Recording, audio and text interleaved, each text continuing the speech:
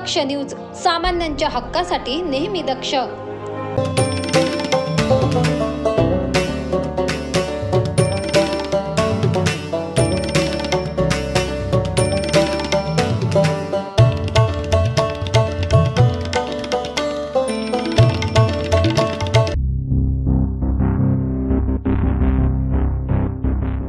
बिबट्याचा सर्वत्र मुक्त संचार पाहायला मिळतोय। त्यातच इगतपुरी तालुक्यातील उंबरकोण परिसरामध्ये एका 11 वर्षीय बालकावर बिबट्याने हल्ला केल्याची घटना घडली होती।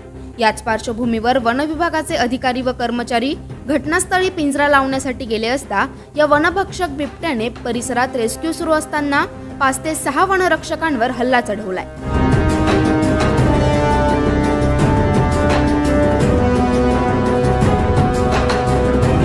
या सर्व जखमींवर घोटी येथील ग्रामीण रुग्णालयात प्राथमिक उपचार झाले असून पुढील उपचारासाठी त्यांना नाशिक जिल्हा रुग्णालयात पाठवण्यात आले।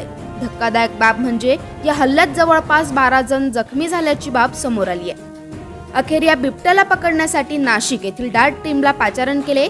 या कोमिक ऑपरेशनमध्ये शोध मोहीम नाशिक पश्चिम विभागाचे उपवनसंरक्षक पंकज गर्ग, पश्चिम भाग नाशिक सहाय्यक वनसंरक्षक अनिल पवार यांच्या मार्गदर्शनाखाली इगतपुरीचे प्रादेशिक वन परिक्षेत्र अधिकारी केतन बिरारीस, इगतपुरी त्र्यंबकेश्वर सिन्नर येथील जवळपास 130 अधिकारी व वन कर्मचारी सहभागी झाले होते। भागीरथ आतकरी, दक्ष न्यूज, इगतपुरी।